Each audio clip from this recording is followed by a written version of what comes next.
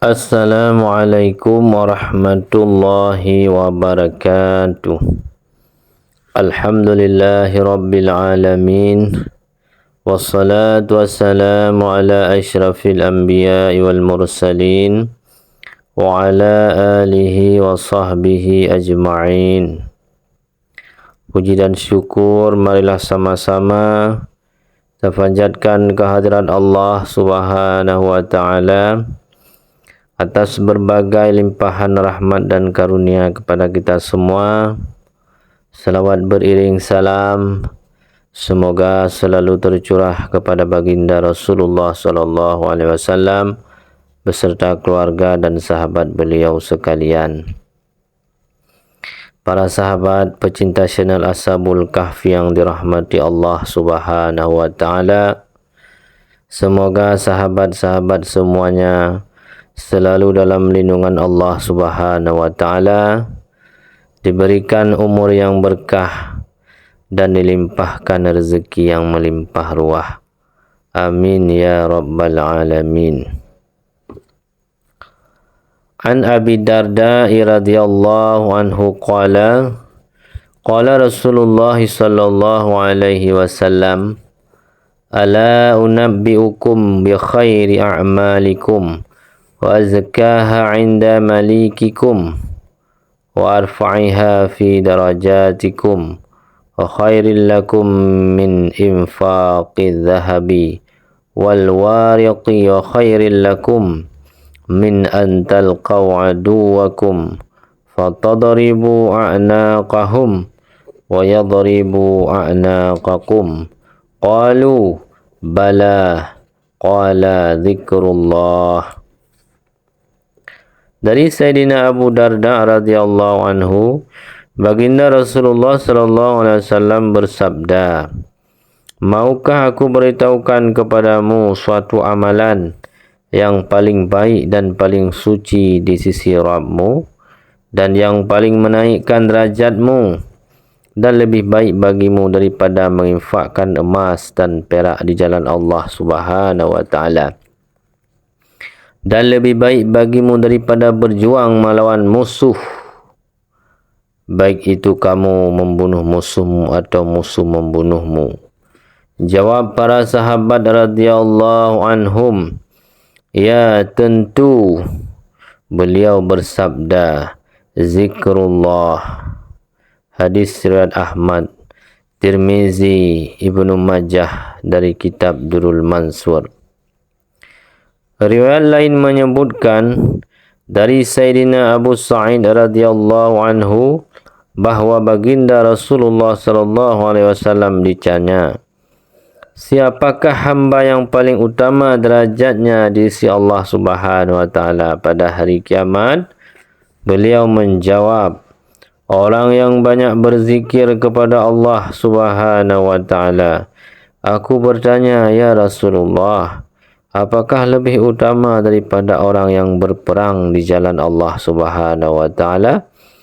Beliau menjawab, walaupun ia memenggal musuh ataupun orang-orang musyrik dengan pedangnya sehingga pedangnya patah dan berlumuran darah, tetaplah orang yang banyak berzikir lebih utama derajat darinya.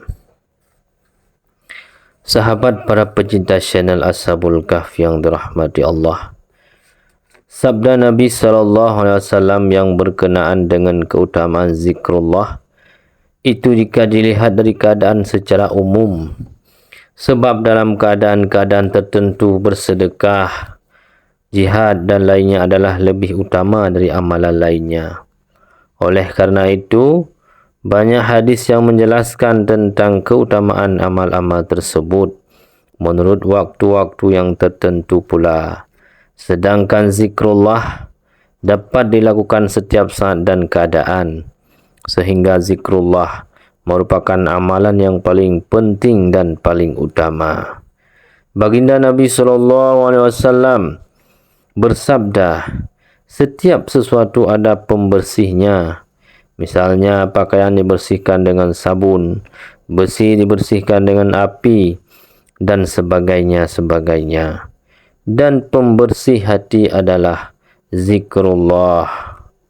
Tidak ada sesuatu yang melebihi zikrullah dalam menyelamatkan manusia dari azab Allah Subhanahu wa taala. Hadis yang telah saya bacakan tadi menyebutkan bahawa zikrullah adalah pembersih hati. Dengan demikian, terbukti bahawa zikrullah ialah amal yang paling utama. Sebab, semua amalan dapat disebut ibadah jika dilakukan dengan ikhlas. Sedangkan sumber keikhlasan adalah hati yang bersih. Atas dasar itulah, sebagian ahli tasawuf berpendapat bahawa maksud zikir dalam hadis di atas adalah zikir dengan hati, bukan zikir dengan lisan. Maksud zikir dengan hati adalah hati senantiasa berhubungan dengan Allah Subhanahu wa taala setiap saat dan setiap keadaan, sehingga tidak ada lagi keraguan bahawa zikir itu lebih utama daripada ibadah yang lain. Oleh kerana itu juga, orang yang telah mencapai tahap seperti ini, maka tidak mungkin ia meninggalkan ibadah. Sebab setiap anggota lahir dan batinnya mengikuti hatinya. Dengan apapun hati berhubungan, seluruh anggota badan akan mengikuti. Siapakah yang tidak mengetahui keadaan orang yang sedang mabuk cinta? Masih banyak lagi hadis yang menyebutkan bahawa zikrullah adalah amal yang paling utama. Maka pada kesempatan ini, saya padai hanya beberapa hadis saja. Semoga di lain waktu bisa kita sambung kembali, insya-Allah. Demikianlah sahabat Ashabul Kahf yang dirahmati Allah Subhanahu wa taala. Mudah-mudahan ini bisa bermanfaat bagi sahabat-sahabat semuanya. Apabila ada kekurangan, mohon diperbanyak maaf. Wabillahi taufiq wal hidayah. Wassalamualaikum warahmatullahi wabarakatuh.